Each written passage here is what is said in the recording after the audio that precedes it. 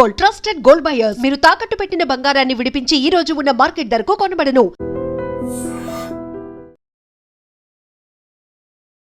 Welcome to I dream. నేను ఉదయశ్రీ. హైదరాబాద్ లో ఎక్కువగా యూత్ ఎంజాయ్మెంట్ అంటే నైట్ అవుట్స్ చేయడం, నైట్స్ బాగా తాగడం, రోడ్ల మీదకి వెళ్ళడం, కార్లు బాటిల్స్ పెట్టుకోవడం, ఆ తర్వాత రోడ్లపై అల్లరి చేయడం, యాక్సిడెంట్లు చేయడం, ఆ తర్వాత ప్రాణాల మీదకు తెచ్చుకోవడం. ఇలా నైట్ అవుట్స్ అనే కల్చర్ని ఫాలో అవుతూ ఎంతో మంది చనిపోయారు కూడా, చాలా మందికి గాయాలవ్వడం కూడా జరిగింది. రీసెంట్గా ఒక ఇన్సిడెంట్ జరిగింది. అమ్మాయిలు అబ్బాయిలు బాగా ఈ నైట్ అవుట్ పేరుతో కార్లో బాగా తాగేసి బాటిల్స్ పెట్టుకుని వాళ్ళు డ్రైవ్ చేస్తూ డ్రంక్ అండ్ డ్రైవ్లో పోలీసుల కారే గుద్దడం జరిగింది. అందులో ఒకరు మృతి చెందినట్లుగా కూడా తెలుస్తోంది, కొంతమంది గాయాలు కూడా అయ్యాయి. అసలు ఈ కల్చర్ ఎటువైపు పోతోంది, దీనివల్ల వాళ్ళు ఏం సాధిస్తున్నారు, ఏం హ్యాపీనెస్ దొరుకుతుంది, ఇదే ఇవాల్టి బర్నింగ్ ఇష్యూ. మనతో మాట్లాడడానికి రజనీరామ గారు ఉన్నారు, motivational speaker, public counsellor, family counsellor. మాట్లాడదాం. నమస్తే అమ్మా. నమస్తే. కల్చర్ మొత్తం మారుతూ పోతుంది, దాని పర్యావరణాలు ఎట్లా ఉన్నాయో కూడా మీరు చూస్తూ ఉన్నారు. ప్రాణాల మీద తెచ్చుకుంటున్నారు, ప్రాణాలు పోగొట్టుకుంటున్నారు, గాయాల పాలవుతూ ఉన్నారు. అసలు ఎందుకు యూత్ ఈ నైట్ అవుట్ పేరుతో దీనికి ఎందుకు ఎడిక్ట్ అవుతుంది? ఈ పిచ్చి పిచ్చి వాటికి అన్నింటికి కూడా చాలా తొందరగా ఎడిక్ట్ అవుతూ ఉన్నారు. ఈ అట్రాక్షన్ ని వాళ్ళు మార్చేది ఎట్లా? ఈ ట్రెండ్ పోయేది ఎట్లా అసలు?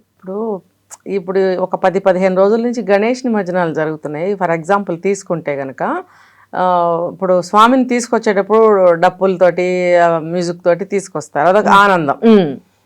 నిమజ్జనానికి తీసుకెళ్లేటప్పుడు కూడా అంతే సంతోషంతో తీసుకెళ్లాలి అనే సాంప్రదాయం, ఒక ఆచారం ఉంది. అలాగే డప్పు కొట్టుకుంటూ మ్యూజిక్ వేసుకుంటూ వెళ్తూ ఉంటారు. అయితే ఈ డాన్సులు చేయటం అనేది కూడా ఆనందంలో ఒక భాగం చేశారు. పోన్లే అక్కడికి అనుకుంటే డాన్స్ చేస్తే అంటే తాగి చేస్తే ఇంకొంచెం ఊపు వస్తుంది, ఇంకొంచెం మజా వస్తుంది, ఇంకొంచెం ఎంజాయ్మెంట్ బాగా వస్తుంది అని చెప్పి కనిపెట్టినట్టున్నారు. ఇప్పుడు ప్రతిదానికి తాగడమే. ఇప్పుడు కొంతమంది చనిపోతూ ఉంటారు, చనిపోతే ఆ ఇళ్లల్లో వాళ్ళు తాగి ఆ అంత్యక్రియలు అనేవి చేస్తూ ఉంటారు. అది కరెక్టేనా? మళ్ళీ అక్కడ కూడా డప్పులు అవన్నీ మోగించుకుంటూ వెళ్తే కనుక అక్కడ కూడా డాన్సులు వేస్తున్నారు. అంటే ఇక్కడ పోయిన వాళ్ళని ఆనందంగా సాగనంపాలి అనే కాన్సెప్ట్ తుంగలో తొక్కి వీళ్ళు ఆనందంగా ఉండటానికి ప్రయత్నిస్తున్నారు. మీకు ఈ కల్చర్ గురించి తెలుసో తెలీదు, ఇక్కడ తెలంగాణలో ఎవరైనా చనిపోయినప్పుడు అంటే బాధలు ఉన్నారని చేదు వదిలించడము అని వాళ్ళ పిల్లలకి కుటుంబ సభ్యులు, రిలేటివ్స్ వాళ్ళు ఉంటారు, ఫ్రెండ్స్ ఉంటారు కదా, చేదు వదిలిస్తారంట. అంటే డ్రింక్స్ ఇవి చేదు ఉంటాయి కదా, అంటే తాగించడం అనేది అది కల్చర్ లో భాగం చేసిరు. ఇది కల్చరా లేకపోతే మధ్యలో వచ్చిన కల్చర్ కాదమ్మా, ఇది కావాలని తెలియక చేసింది కల్చర్ అయిపోయింది. పిల్లలకు కూడా ఇప్పుడు ఇదే చెప్పేది, ఇది నాకు తెలుసు, పిల్లలకు కూడా వేస్తారు కొంచెం చూస్తూనే, తర్వాత మళ్ళీ ఇవ్వరు ఆ ఒక్కసారే. ఇప్పుడు లేడీస్ కూడా చాలా మంది తీసుకుంటున్నారు, ఏంటంటే మా కల్చర్ అంటున్నారు. కల్చర్ అనేది మనం మొదలు పెట్టుకున్నదే ఏదైనా కూడా. ఇప్పుడు ఒకప్పుడు సిగరెట్ తాగినా, డ్రింక్ తాగినా జెంట్స్కే పరిమితం అనేవారు. బయట తిరుగుతారు, వాళ్ళకి అనేకమైన స్ట్రెస్లు ఉంటాయి, బయట తిరగాలి, అలసట్లు ఉంటాయి, ఏంటో కారణాలు చెప్తారు. అవన్నీ కూడా కరెక్ట్ కాదు. ఆ వంకలతోటి అలవాటు చేసుకుంటారు దాన్ని, అంతవరకే ఉండింది. తర్వాత ఆడవాళ్ళు కూడా అలవాటు చేసుకున్నారు. ఇప్పుడు అన్ని ప్రాంతాల్లో ఆడవాళ్ళు అలవాటు చేసుకుంటున్నారు. ఇప్పుడు నేను ఇక్కడ చిన్నప్పటి నుంచి చూస్తూనే ఉన్నాను అన్ని విషయాలు. పిల్లలకు కూడా ఇట్లా అలవాటు చేయటము, ఆడవాళ్ళు కూడా తీసుకోవటం అనేది కల్చర్లో భాగం చేసుకున్నారు. అసలు ఆ కల్చర్ అనేది వీళ్ళే తయారు చేసుకుని పెట్టుకున్నారు, ఇది మా ఆచారం అని. ఎప్పుడో పూర్వీకుల నుంచి వచ్చి ఉంటుంది, ఇప్పుడు ఆచారం కింద అయిపోయింది. కానీ అది ఒక కష్టంలో ఉన్నప్పుడు, ఎవరైనా ఒక చనిపోయినప్పుడు అలా చేయటం అనేది బాధాకరం. అది వాళ్ళని ఆనందంగా పంపించడం అంటే ఏంటి? పువ్వులు జల్లుతారు, ఎవరు కూడా కొంచెం చెప్తారమ్మా ఏడవకండి, సంతోషంగా పంపించండి అని అంటూ ఉంటారు. నేను ఒకటి విన్నాను, అంటే ఇది మన హిందూ కల్చర్ లో పుట్టినరోజులు జరుపుకోము, చనిపోయినప్పుడు మాత్రం బ్యాండ్ బాజాలతో వాళ్ళని హ్యాపీగా పంపిస్తాము, ఇది మన కల్చర్ అని అంటారు కదా. అంటే కల్చర్ అంటే ఇక్కడ పుట్టిన రోజు జరుపుకోము అనేది లేదమ్మా. పుట్టినప్పుడు పుట్టినరోజు అంటే పుట్టినరోజు జరుపుకోరు, ఎందుకంటే పాపం హాస్పిటల్లో ఉంటారు, ఆ బాధలు ఉంటాయి. సెలబ్రేషన్స్ అనేవి కల్చర్ లో లేవు. 11వ రోజు 21వ రోజు చేసి చిన్నగా దగ్గర బంధువులు పిలుచుకుని ఆనందాన్ని ప్రకటించుకుంటారు. అది అలాగే ఉండేది, నేను ఇందాక వీడియోలో చెప్పినట్టు. చనిపోతే కూడా మనిషిని ఆనందంగా పంపించాలి అంటే ఆ మనిషి పుట్టినప్పుడు మనం ఎంతో ఆనందాన్ని చేసుకున్నామో, మనిషి జీవితం శాశ్వతం కాదు, ఎప్పుడైనా వెళ్ళాల్సిందే. కానీ ఆయన జీవితం అయిపోయింది, ఆయన చేయాల్సింది నెరవేర్చాడు, ఆయన సుఖంగా సంతోషంగా ఆయన వెళ్ళిపోయాడు, అలాగే మనం కూడా యాక్సెప్ట్ చేయాలి అని ఆనందంగా పంపించాలి. నాయన నువ్వు వెళ్ళిపోయావు, నేను ఎలా బతకాలి అని అన్నాం అనుకో, అంటే నువ్వు బతకడం కోసం ఆయన ఉండాలా అన్న అర్థాలు వచ్చేస్తాయి అక్కడ. ఇప్పుడు ఇలాంటి వర్డింగ్స్ అంటూ ఏడుస్తారు చూడండి, నన్ను అన్యాయం చేసి వెళ్ళిపోయావు, నన్ను ఒంటరిని చేసి వెళ్ళిపోయావు అని అలా ఎవరైనా వెనక ముందు అందరం వెళ్ళిపోవాలి, కలిసి వెళ్ళిపోం కదా, కలిసి పుట్టము కలిసి వెళ్ళము, అది ఏమంటారు న్యాచురల్ సిస్టమ్ అది. అలాంటప్పుడు పుట్టినప్పుడు ఆనందంగా మనం పండగ చేసుకున్నాము, వెళ్ళిపోయేటప్పుడు కూడా ఆనందంగానే పంపించాలంటే మనం వచ్చాడు, ఇన్ని కార్యక్రమాలు చేశాడు, ఆ జీవితాన్ని ఒక బాధ్యతగా నడుపుకున్నాడు, ఆయన చేయాల్సిన కార్యక్రమాలు చేశాడు, ఇంకా వెళ్ళిపోతున్నాడు, చక్కగా పంపిద్దాం ఆనందంగా అన్నదే కాన్సెప్ట్ తప్ప అక్కడ నువ్వు తాగి మటన్ తిని డాన్సులు చేయమని కాదు. ఇది చాలా అప్రాచ్యపు పనులు అన్నమాట ఇవన్నీ కూడా. అసలు అట్లా ఎక్కడా ఉండదు, కావాలని వీళ్ళు అలవాటు చేసుకున్నదే. ఇప్పుడు వీళ్ళు కూడా ఏంటంటే ఈ 5 కలిసి, 3 అబ్బాయిలు 2 అమ్మాయిలు కలిసి నిమజ్జనాల సమయంలో ఇది జరిగి 3 days అవుతుంది. అంటే ఒక దేవుణ్ణి 13వ రోజు అట్లా కూడా నిమజ్జనాలు చేసిన వాళ్ళు ఉన్నారు, కొన్ని చోట్ల దేవుణ్ణి ఇంకా ఉంచిన వాళ్ళు కూడా ఉన్నారు. సో మెల్లమెల్లగా చేసుకుంటూ ఉంటారు. ఎలా చూసుకున్న ట్రాఫిక్ అనేది చాలా బిజీగా రష్గా ఉంటుంది. ఇలాంటప్పుడు బయలుదేరతారనమాట, ఏంటి మనం సెలబ్రేట్ చేసుకుందాం బై, అందరు వెళ్తున్నారు, డప్పులు మోగుతున్నాయి, డాన్సులు మోగుతున్నాయి, మ్యూజిక్లు మోగుతున్నాయి అని చెప్పి ఆ ఉత్సాహం ఆగదనమాట లోపల. మనం కూడా ఎలాగోలా సెలబ్రేట్ చేసుకోవాలంటే ఏం కావాలి, అబ్బాయిలకైతే ఒక 2 అమ్మాయిలు కావాలి, అమ్మాయిలైతే ఇంకో 2 అబ్బాయిలు కావాలి, దానికి తోడు ఏం కావాలి, సిగరెట్ మందు కావాలి, ఇంకా కావాలంటే మటన్ చికెన్ బిర్యానీలు కావాలి. ఇవన్నీ సమకూరిన తర్వాత ఇంకా ఎగరాలి కాబట్టి బయలుదేరారు కారులో. బయలుదేరి ఇంకా ఏం ఒంటి మీద స్పృహ ఏం తెలీదు, బుర్రలు పనిచేయవు, కేరింతలు నవ్వులు, ఒకళ్ళ మీద ఒకళ్ళు పట్టాలు, మధ్య మధ్యలో బాటిల్స్ తాగటాలు, ఆ బాటిల్స్ కూడా కారులో ఉన్నాయి. అప్పుడు ఏమవుతుంది, అదుపు తప్పుతుంది, బ్రెయిన్, ఆలోచన, శరీరం అన్నీ కూడా అదుపు తప్పుతాయి. తప్పినప్పుడు ఏమైంది, అది వెళ్ళి పోలీసు వ్యాన్లని గుద్దితే ఏమవుతుంది, అది వేరే బండి అయితే అది వేరే విషయం, పోలీసులనే గుద్దితే అది ఇంకా తీవ్రంగా ఉంటుంది. డ్యూటీలో ఉన్నారు వాళ్ళేమో నిమజ్జనాలకి ఎంత సెక్యూరిటీ ఇస్తూ వాళ్ళు పాపం అర్ధరాత్రి డ్యూటీలు చేస్తూ వాళ్ళు ఉన్నారు. వాళ్ళకి ఎంత కోపంగా ఉంటుంది అసలు. మేము తల్లిపోయి ఇంత కష్టపడుతుంటే మేము వీళ్ళు ఒళ్ళు కోబెక్కి ఒళ్ళు బలిసి తాగి రోడ్డు మీద పడ్డ రాంబోతులు ఉంటాయి కదా, సాండ్లు అంటారు, అది రోడ్ల మీద పడి తిరుగుతూ ఉంటాయి అర్ధరాత్రి వెళ్ళిపోట. కాబట్టి అర్ధరాత్రి అలా వదిలేస్తారు, రోడ్ల మీద మనకు కనిపిస్తుంటాయి, సాండ్లాగా రోడ్ల మీద పడి తిరుగుతున్నారు అని ఎంత కోపం వస్తుంది తెలుసా. వెళ్ళి వీళ్ళు వాళ్ళనే కెలికినట్టు వాళ్ళనే గుద్దితే ఏమైంది, స్పాట్లో ఇందులో ఉన్న అమ్మాయి చచ్చిపోయింది. ఎందుకంటే ఒంటి మీద కంట్రోల్ లేదు, స్పృహ లేనప్పుడు ఏమవుతుంది, అదుపు తప్పి ఏదో ఒకటి తగులుతుంది, చనిపోయింది కారులోనే. మళ్ళీ ఆ పోలీస్ కారులో కూడా 2-3 గాయాలయ్యాయి అంటే తీవ్రంగా. ఇది ఎంత పెద్ద నేరం చూడండి. మీరు కలిసి వెళ్ళినందుకు ఆ అమ్మాయిని జాగ్రత్తగా ఇంటి దగ్గర అప్పచెప్పాలి, ఆ అమ్మాయిని చంపేసినట్టు అయింది. ఇటు తిరిగి పోలీసు బండిని గుద్దటం అనేది, డ్యూటీలో ఉన్న బండిని, అదొక నేరం. అందులో వాళ్ళకి ఇంజూర్స్ అయినాయి, మరి అదొక నేరం. మళ్ళీ ఇంకా ఈ పోలీస్ బండి వెళ్ళి ఆ ఊపుకి ఎదురుగా ఉన్నటువంటి ఇంకొక బండిని గుద్దేసింది. మరి అందులో ఎవరున్నారు, ఖాళీ బండా లేకపోతే బండి అయినా సరే అట్లీస్ట్ డ్యామేజ్ అయి ఉంటుంది కదా. అంటే యూత్ అనేవాళ్ళు, నేను చాలాసార్లు చెప్తాను, యూత్ అనేవాళ్ళు ఏ పని చేసినా సమాజ ఉద్ధరణకి చేయాలి. దేశ భవిష్యత్తు, దేశ ప్రగతి, దేశం యొక్క బలం యువతలోనే ఉంది. ఈ యువత ఇలా తాగి తిని నిర్వీర్యం అయిపోతుంటే కొంతకాలానికి యూత్ ఉండరు. అంటే నాకు ఒక డౌట్, అంటే వీళ్ళు ఈ మధ్య కాలంలో అంటే ప్రతి ఒక్కరు కష్టపడాల్సిన సిచ్యువేషన్ కదా, జాబ్ కాంపిటీషన్ ఇవన్నీ, పొద్దుటుండి 8 hours వర్క్, బాగా స్ట్రెస్ ఫీల్ అయ్యి ఆ స్ట్రెస్ లో వాళ్ళు రిలాక్స్ అవ్వడానికి ఇంకా ఎక్కువ మత్తులోకి వెళ్ళాలని అనుకుంటున్నారా? ఆ ఉద్దేశంతో వీళ్ళందరూ ఇట్లా అవుతూ ఉన్నారా? వాళ్ళు చెప్పే సమాధానాలు అయి ఉండొచ్చు, అవి వాళ్ళ సమాధానాలు అవి అయి ఉండొచ్చు, కానీ అది కరెక్ట్ కాదు కదా. స్ట్రెస్ అయితే నువ్వేం చేయాలి, పగలంతా తిరిగి వచ్చిన తర్వాత ఇంటికి వచ్చిన వాడు ఏం చేస్తాడు, నిద్రపోవాలి, హ్యాపీగా ఫస్ట్ స్నానం చేస్తాడు ఫస్ట్ ఆఫ్ ఆల్. దానివల్ల ఏమవుతుందంటే తలలో పట్టినటువంటి బరువు భారం అంతా దిగిపోతుంది, శరీరం మీద ఉన్న మురికి అదంతా వదిలిపోతుంది, ప్రశాంతంగా ఏదో బాడీ మీద ఏదో ఒక తొడుగు తీసి పక్కన పడేసినట్టుగా తేలిక అవుతుంది. స్నానం అనేది చాలా ఆరోగ్యం. కానీ ఇప్పుడు స్నానం చేయడం ఇష్టం ఉండదు, ఒకరోజు హాలిడే ఉంటే స్నానం చేయడానికి ఇష్టపడరు. ఇవన్నీ తెలిసి వస్తే కదా. అదే నేను అందుకనే అంటుంది, పెద్దవాళ్ళు కూడా చెప్పరు. నేను చెప్తా, చాలా మంది పెద్దవాళ్ళకి చాలా విషయాలు తెలియవు, తెలిసి చెప్పినా వీళ్ళు పాటించరు. తెలియక చెప్పరు కొంతమంది పెద్దవాళ్ళు, అది పెద్దవాళ్ళు తప్పే. చెప్పిన తర్వాత కూడా పాటించరు వీళ్ళ తప్పు.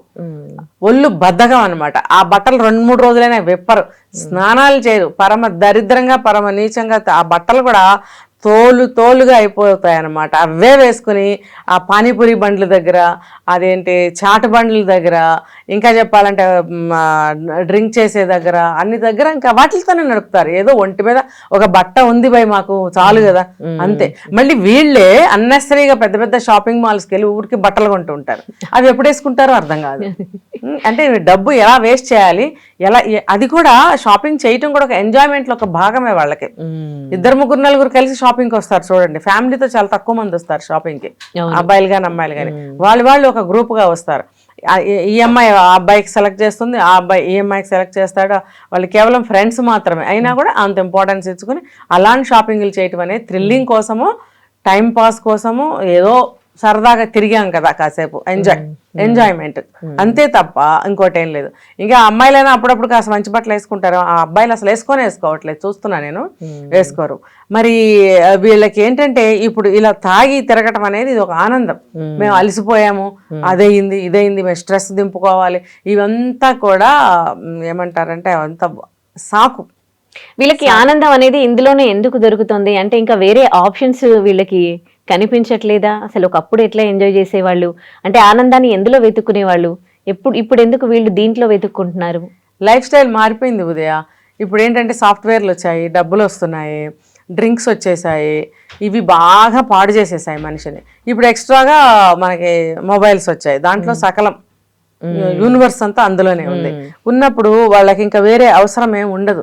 తల్లిదండ్రులకి వాళ్ళతో చెప్పే అవకాశాలు ఉండవు. ఏదైనా వాళ్ళకి ఒక పని చెప్పాలన్నా, ఒక మాట మాట్లాడాలన్నా అందుబాటులో ఉండదు. కొంతమంది అమ్మలు నాన్నలు ఉంటారు, అలాంటి అమ్మల్ని నాన్నల్ని ఏం చేయాలి, నాకు అంత కోపం వస్తుంది అనమాట. పనికి మాలిన అమ్మా నాన్నలు అన్నమాట.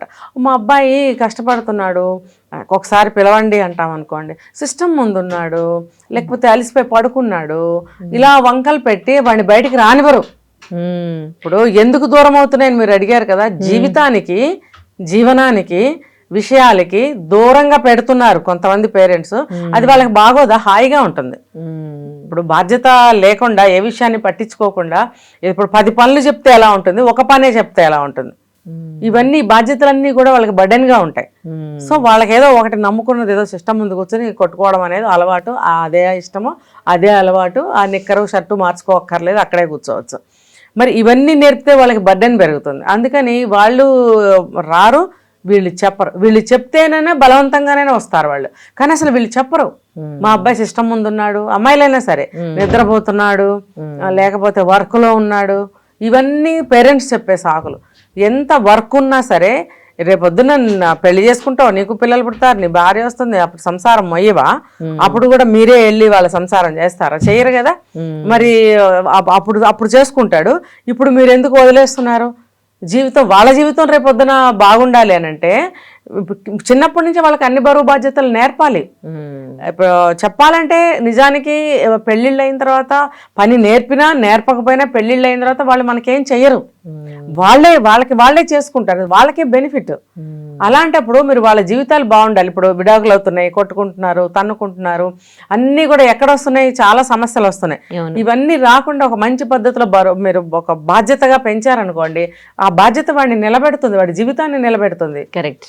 ఇప్పుడు ఇదేదో అదేదో తెలియకుండా గుడ్డిగా పెళ్లి చేసేసుకుని వచ్చిన అమ్మాయితోటో వచ్చిన అబ్బాయితోనో గొడవలు పడిపోయి అనుకోకుండా తెలియకుండా ఒక బిడ్డ పుట్టేసి గందరగోళం అయిపోయి ఇద్దరు కలిసి ఆ పిల్లని వదిలేసి పారిపోవటం, లేకపోతే ఇద్దరు చచ్చిపోవటం, లేకపోతే పిల్లల్ని చంపేసుకోవడం, ఇదే కదా. దీనికి అంతటికీ కారణం చేతకాంతనం. ఆ చేతకాని వాళ్ళగా ఎవరు చేస్తున్నారు? తల్లిదండ్రులే చేస్తున్నారు. నోరు మూసుకుని ఇట్రా, బజార్కి వెళ్ళి అది తీసుకురా, ఇది వెళ్ళి వాళ్ళకి ఇచ్చిరా, ఇదేదో లైట్ పని చేయట్లేదు, బయట పని ఓడిందేమో చూడు, మాకు చెప్పేవారు మా చిన్నప్పుడు. మా ఇంట్లో అయితే కరెంటు పోతే మా పెద్దవాళ్ళ వరకు వెళ్ళేవాడు, నేనైతే టేబుల్ వేసుకుని ఎక్కేసి వైర్లన్నీ సెట్ చేసేసేదాన్ని, ఫ్యూజ్ పోతే ఫ్యూజ్లు వేసేసేదాన్ని, కరెంట్ వచ్చేది మళ్ళీ వెంటనే. కరెంట్ పోయింది అని అంటే కరెంట్ ఆఫీస్కి నేను ఫోన్ చేసి కరెంట్ ఎందుకు పోయిందండి, ఎక్కడన్నా రిపేర్స్ వచ్చాయా, ఎంతసేపట్లో వస్తుంది, నేను ఇలా అనేదాన్ని, చెప్పేదాన్ని. మాకు ఎగ్జామ్స్ ఉన్నాయి, మేము చదువుకోవాలి కదా, ఎంత టైంలో వస్తుందో చెప్పండి, మేము ఆ షెడ్యూల్ మేము తయారు చేసుకుంటాం. నేను అక్కడ ఫోన్ చేసి వాళ్ళకి చెప్పేదాన్ని. ఇప్పుడు కూడా చేస్తారు, అంటే స్విగ్గీ జొమాటో చేసి ఆర్డర్స్ పెట్టుకుంటారు, ఆన్లైన్ షాపింగ్ ఇప్పుడు కూడా చేస్తారండి. ఇందులో నేను మాట్లాడిన దాంట్లో ఒక బాధ్యత ఉందా? Yes of course. మీరు చెప్పిన దాంట్లో ఎక్కడ బాధ్యత ఉంది? అదే కదా. ఒళ్ళు బరువుగా ఉంది, నేను కదలలేను, నా ఒళ్ళోకి పిజ్జా వచ్చి పడాలి, తినాలి, ఎప్పుడు వస్తుంది అని అడగటమే అయ్యింది అది. అయితే అప్పట్లో ఏంటంటే పిలిచి పిల్లలకి పనులు చెప్పేవారు, బజార్కి వెళ్ళి కూరగాయలు పిల్లలు తీసుకురమ్మని చెప్పేవారు. పెద్దవాళ్ళు ఒక వయసు వచ్చాక వెళ్ళేవారు కాదు. ఇప్పుడు ఒక రూమ్ లో కూర్చుంటారు, మొబైల్ పట్టుకుంటారు, ఆ రూమ్ నుంచి బయటికి పిలిస్తే కూడా రారు, 10 సార్లు పిలవాలి, లేకపోతే పక్క రూమ్ లో ఉన్న కాల్ చేయాల్సి వస్తుంది. 10 సార్లు పిలిస్తే రావాలి దేనికి? తినటానికో తాగటానికో. 10 సార్లు పిలిస్తే కూడా రారని తెలిసి వీళ్ళు పిలవరు దేనికి? వీళ్ళకైనా పనులు అవసరాలు ఉంటే పిలవలేరు. అప్పుడు కలిసి భోంచేసే వాళ్ళు కదా అందరు కూర్చొని, అది ఎంత హ్యాపీగా అనిపించేది. ఇప్పుడు ఎవరి బెడ్రూమ్లలో వాళ్ళు, లేదంటే టీవీ చూస్తూ ప్లేట్లు అమ్మ కలుపుకొని తీసుకుని రా అంటే స్పూన్ వేసుకుని తింటూ సిస్టమ్ చూడటం ఏంటో. నువ్వు ఇక్కడ ఏం తింటున్నావో నీకు అసలు అర్థమే కాదే. అమ్మ తీసుకొచ్చి నీకు పెడుతుంది, నువ్వేమో ఏం తింటున్నావో తెలియకుండా అదేదో చూసుకుంటూ ఉంటావు. అంటే ఇహం పరం తెలియకుండా పిచ్చోళ్ళకి మళ్ళీ బతకటం. ఇప్పుడు మీరు అన్నట్టు మరీ తల విదిలించుకుని చిచ్చి ఏంటి ఇలా ఉంది అని అనుకున్నప్పుడు బయటికి వెళ్ళి సీసా వేసుకుని రావటం. ఇది ఆ జీవితం, భ్రష్టు పట్టిన జీవితం అన్నమాట, నాశనమైన జీవితం. ఇంక వీళ్ళకి ఫ్యూచర్ ఏముంటుంది? ఇప్పుడు వీళ్ళ తల్లిదండ్రులు ఉన్నారనుకోండి, అబ్బాయి నువ్వు కారు వేసుకుని ఎక్కడ వెళ్తున్నావు అర్ధరాత్రి పూట అని అడగాలి కదా. అడగటం కాదు, ఆపాలి కదా. చెప్తే వినే పరిస్థితిలో ఉండాలి కదా. కొంతమంది పేరెంట్స్ కూడా చూస్తున్నాను నేను, చాలా మంది వాళ్ళు కూడా అంటారు అనమాట, అంటే ఎంత చెప్పినా కానీ ఏదో ఒక సాకు చెప్పి వెళ్ళిపోవడము, చెప్తే వినడము అనేది ఇప్పుడు లేదు. పిల్లలు ఈ జనరేషన్ లో పేరెంట్స్ చెప్తే పిల్లలు అసలు వినే పరిస్థితులు అయితే లేవు. అందుకనే ఇప్పుడు వాళ్ళ ఏమంటారు, వాళ్ళ చెడుని వాళ్ళే కోరి తెచ్చుకుంటున్నారు. ఇంతకు ముందు టాపిక్ లో మనం అన్నట్టు అదే మొక్కై వంగనేది మ్రాణై వంగున అని చిన్నప్పటి నుంచి మనము వాళ్ళు అడిగింది అన్ని ఇవ్వడం వల్ల వాళ్ళు చెప్పినట్టు వినాల్సి వస్తుంది తప్ప మనం చెప్పినట్టు వాళ్ళు వినే పరిస్థితిలో లేరు, అసలు లేరు. అందుకనే చిన్నప్పటి నుంచి ఒక ఒరవడి అనేది అలవాటు చేయాలి వాళ్ళకి. ఒక విధానంగా అలా తీసుకెళ్ళాలి పెంపకం అనేది. అలా ఉండాలంటే తల్లిదండ్రులు ముందు కరెక్ట్ గా ఉండాలి కదా. అంటే వాళ్ళు కూడా అప్పట్లో ఎక్స్పెక్ట్ చేసి ఉంటారు, వీళ్ళు పెద్దగా అయ్యాక ఇలా మాట వినకుండా అవుతారు. ఈ తరం గురించి మాట్లాడటం కాదు ఇది, గత ఎన్నో వందల సంవత్సరాల నుంచి కూడా తల్లిదండ్రులు ఏం చేస్తే పిల్లలు అదే చేస్తారు. తండ్రి తల్లిని కొడుతూ ఉంటే వీడు వీడి పెళ్ళాన్ని కొడతాడు, తల్లిని కొడతాడు, తర్వాత ఇంకా కావాలంటే తండ్రిని కూడా కొడతాడు. ఎందుకంటే కొట్టే నేచర్ అలవాటు అయిపోతుంది. అలాగే బూతులు తిట్టే అలవాటు ఉంటే అందరినీ కలబెట్టి తిడతాడు వాడు. అవును, ఇంకా లావు సన్నం అని తేడా ఏముండదు, అందరినీ మొదలు పెడతాడు. అంటే అది ఎక్కడి నుంచి వచ్చింది? మనం మంచి నేర్పకపోవటం. ఒకవేళ కొంతవరకు మనకు తెలియదు అనుకోండి, కొంతకాలం వరకు, తర్వాత అయినా మనకి తెలియాలి, అరే మనం ఎలా బిహేవ్ చేస్తున్నాం, పిల్లలకి అన్ని తెలిసే వయసు వచ్చింది, పిల్లల ముందు ఎందుకు అని మనం అనుకుంటూ ఉంటున్నప్పుడు మనకి ఎందుకు ఆ స్పృహ రావట్లేదు మానేయాలని, పిల్లలు ఉంటే ఉండని, అనవసరం మన కక్షాకు ఆవేశాలు తీరాలని పోరాడుతున్నాం, మనం కొట్టుకుంటున్నాం, తన్నుకుంటున్నాం, ఎన్ని పిల్లల ముందే చేస్తున్నాం. మరి ఆ ఎఫెక్ట్ అనేది వాళ్ళ మీద పడదా? చాలా ఇంపాక్ట్ పడుతుంది వాళ్ళకి. వాళ్ళ లైఫ్లు నాశనం అవడానికి కారణమే తల్లిదండ్రులు అని నేను ప్రతి దాంట్లో చెప్తాను.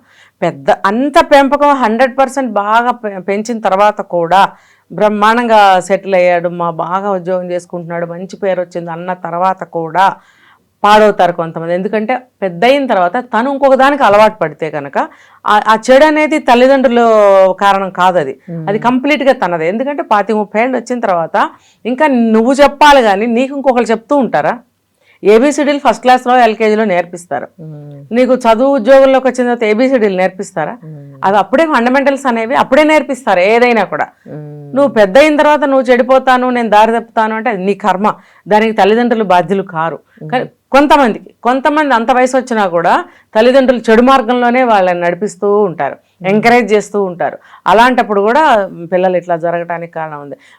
ఇంత డబ్బు ఉంది మాకు, మా పిల్లలు ఎంజాయ్ చేస్తే తప్పు ఏంటి అనేవాళ్ళు చాలా మంది ఉన్నారు. అవును, మేము చేయలేదు, మేము కష్టపడ్డాం, మా పిల్లలన్నా ఎంజాయ్ చేయండి అని అంటారు. అదే కదా, ఇప్పుడు మొన్న ఓపెన్ రూఫ్ కారు పిల్లాడు అది కొట్టుకుని హాస్పిటల్ పాలయ్యాడు, మీరు విన్నారో లేదో. ఓపెన్ టాప్ కారు, దాంట్లో పిల్లవాడిని ఎక్కించుకుని వెళ్తుంటే అది ఇక్కడ ఒక హెవీ వెహికల్స్ రాకుండా అక్కడ అడ్డం పెడతారు కదా, ఐరన్ బ్యారికేడ్స్ వెళ్లకుండా పెడతారు కదా. అక్కడ వచ్చినప్పుడు నువ్వు ఆ కార్లో ఎంజాయ్ చేయాలి మీ పిల్లల్ని అని అనుకున్నప్పుడు నువ్వు ఇండికేషన్స్ ఇవ్వాలి కదా పిల్లలకి, బాబు ఇది ఇక్కడ వస్తుంది, ఇది ఇక్కడ జాగ్రత్త, ఇలాంటివి ఏమైనా వచ్చినప్పుడు కూర్చోండి అనటం. లేకపోతే నీదే ఆ బాధ్యత తండ్రివి కాబట్టి అలా వచ్చినప్పుడు హెచ్చరించాలి, కూర్చోండి అది వస్తుందని. లేదా నువ్వు అలాంటప్పుడు అసలు ఓపెనే చేయకు. సిటీలో ఇప్పుడు ట్రాఫిక్లో ఎలా ఉంటుంది అసలు, అంగుళం కదలటం కష్టం అయిపోతుంది, ట్రాఫిక్ జామ్ అవుతుంది, ఎక్కడ ఏముంటున్నాయో తెలీదు. అలాంటప్పుడు పిల్లల్ని అంత లగ్జరీగా అంత ఏమంటారు అలా అటువంటి అలవాటు చేయటం అవసరమా? ఇప్పుడు తండ్రులే కదా అలా చేస్తున్నారు. ఆ పిల్లాడికి ఏం తెలియదు, ఉంది ఎక్కి నుంచోవాలనుకున్నాడు నుంచున్నాడు, ఇప్పుడు బ్రతికున్నాడా ఏమైంది అనేది తెలియదు. ఇదంతా ఆ పిల్లలకి తెలుసా? బాగుంది నాన్న మన కారు కొనుక్కుందాం నాన్న అంటాడు, అంతవరకే. నువ్వెందుకు కొనాలి? కొంటే పిల్లలే కదా నుంచుంటారు. ఎప్పుడైనా అట్లాంటి డేంజర్ జరిగితే నష్టం ఎవరికి? జీవితకాలం బాధపడాలి కదా. మరి ఆ జ్ఞానం తల్లిదండ్రులకి ఎందుకు ఉండట్లేదు? ఉంది కదా మా పిల్లలు ఎందుకు అనుభవించకూడదని మీరు వాదిస్తున్నారే. దెబ్బ తగిలితే రక్తం కారేది మీకు, నొప్పి పుట్టేది మీకు, అది ఆ దెబ్బ తగ్గే వరకు దానివల్ల సఫర్ అయ్యేది మీరు. మరి అలాంటప్పుడు పిల్లలకి ఇట్లా ఏమైనా అయితే జీవితకాలం మీరే బాధపడతారు. కాబట్టి ఇది మెత్తగా చెప్తున్నాం కానీ మనము అది ఎక్స్పీరియన్స్లోకి తీసుకుంటే ఇది చాలా బాధాకరమైన విషయం. ఇప్పుడు ఆ అమ్మాయి చనిపోయింది కారులో, చనిపోయినప్పుడు ఆ తల్లిదండ్రులు ఇప్పుడు ఏడుస్తారు. నమ్మ నువ్వు ఒక ఆడపిల్లవి, నువ్వు అర్ధరాత్రి పూట అబ్బాయిలతో కలిసి తాగుతూ వెళ్ళడం ఏంటి అని అనాలా లేదా? ఎంత డబ్బున్నా సరే, ఎంత హై క్లాస్ వాళ్ళైనా సరే, జీవితం అనేది అందరికీ ఒక్కటే. ఇంట్లో పేరెంట్స్ కి చెప్పెళ్తారా అండి వాళ్ళు తాగడానికి వెళ్తున్నాము? చెప్పరు. కానీ ఒకసారి వెళ్తారు, 2 సార్లు వెళ్తారు, 10 సార్లు వెళ్ళినప్పుడు వీళ్ళకి అర్థమవుతుంది కదా పిల్లలు ఇలా వెళ్తున్నారు అనేది. హెచ్చరించి పెట్టాలి కదా, నెక్స్ట్ టైం నువ్వు వెళ్ళటానికి వీల్లేదు అనేది ఒక బెదిరింపో భయపెట్టడమో చేయాలి కదా. అంటే వాళ్ళ తరఫు నుంచి వాళ్ళు ఏం చేస్తున్నారు అనేది నేను క్వశ్చన్ చేస్తున్నాను. వాళ్ళు అలా అడగటం లేదు, డబ్బు ఉంది వాళ్ళకి, అన్ని తెలుసు, వెళ్తారు. ఇంకోటి ఏంటి సార్, ఎంజాయ్ చేస్తూనే చనిపోవాలనే వాళ్ళు కూడా చాలా మంది ఉన్నారు. ఇదొకటి కూడా వింటూ ఉంటాం మనం ఎక్కువగా, యూత్ లైఫ్ చిన్నది, లైఫ్ ఒకటే లైఫ్ వస్తుంది, హ్యాపీగా ఉండాలి, ఎంజాయ్ చేయాలి, ఏ క్షణం ఏమవుతుందో తెలియదు కనుక హ్యాపీ, ఎవ్రీ మినిట్ హ్యాపీగా ఉండాలి. దీన్ని పాజిటివ్ గా తీసుకోవచ్చు, కానీ విచ్చలవిడితనం అనేది కరెక్ట్ కాదు కదా. హ్యాపీ అంటే అమ్మా బాబులు సంపాదించిన డబ్బుని తీసుకెళ్లి ఇలా తాగి తందనాలు రోడ్ల మీద చచ్చిపోవటమా? కాదు, నువ్వేంటో నిరూపించుకోవాలి, నువ్వంటూ సంపాదన ఏంటో చూపించాలి, నువ్వంటూ ఒక మంచి పనులు చెయ్యి. జీవితం చాలా చిన్నదని చెప్తున్నావే, నువ్వు మంచి పనులు చెయ్యి. ఎన్నో అభాగ్య జీవితాలు ఉన్నాయి బయట, ఎంతో మంది ఎన్నో లేకుండా బాధపడుతున్నారు. అట్లీస్ట్ నీ కాలనీలో ఒక రోడ్డు లేకపోతే నువ్వు రోడ్డు వేయించే కెపాసిటీ నీకుంటే రోడ్డు వేయించి చూపించు. జీవితం చాలా చిన్నది, మంచి పనులు 4 చేయడానికి సమయం సరిపోదు, ఒక్కటి చెయ్యి. ఎక్కడ చేస్తున్నావు నువ్వు? ఏ కాలనీలో చూసుకున్న గతుకులు రోడ్లు, అలానే వెళ్తావు కానీ నువ్వు రోడ్డు పట్టించుకో. కానీ ఒక 10 లక్షలు ఖర్చు పెట్టి నువ్వు అబ్బాయిలు అమ్మాయిలను వేసుకుని ఎంజాయ్ చేస్తావు, పార్టీ చేసుకుంటావు. అంటే అది తల్లిదండ్రుల సొమ్మేగా నువ్వు ఖర్చు పెడుతున్నావు. నువ్వేం చేసావు? భగవంతుడు నిన్నేమీ మెచ్చడు. నువ్వేం చేసావు అని అడుగుతాడు పైకి వెళ్ళిన తర్వాత. భగవంతుడు నిన్ను నమ్మితే గనక అడుగుతాడు. అసలు మన మనసు, మన అంతరాత్మ ఒక పెద్ద కోర్టు, అందులో చెప్పుకోవాలి. ఎగ్జాక్ట్లీ, నేనేం చేశాను, బతికున్న నాళ్ళు ఏం చేశాను, లేకపోతే 25 ఏళ్ళు నేను పుట్టి నాకేమన్నా వచ్చా, నేనేమన్నా చేస్తున్నానా, నా వల్ల ఎవరికన్నా ఉపయోగం ఉందా అని ఎప్పుడైనా ఆలోచించుకున్నారా? ఒక అమ్మాయిని వేసుకుని వెళ్ళాలి, ఒక అబ్బాయిని వేసుకుని వెళ్ళాలి, స్పీడ్గా వెళ్ళి గుద్దేయాలి. పెద్ద వాళ్ళ పిల్లలే దాన్ని ఏమంటారు డివైడర్స్ అని గుద్దేసి, తర్వాత పిల్లర్స్ అని గుద్దేసి చనిపోయిన వాళ్ళు ఉన్నారు. సో ఇప్పుడు వీళ్ళు కూడా ఒళ్ళు మరిచి, ఒళ్ళు కొవ్వెక్కి ఇష్టం వచ్చినట్టుగా బరితెగించి రోడ్లు ఎక్కి ఇక్కడ సొసైటీకి నష్టం చేస్తున్నారు.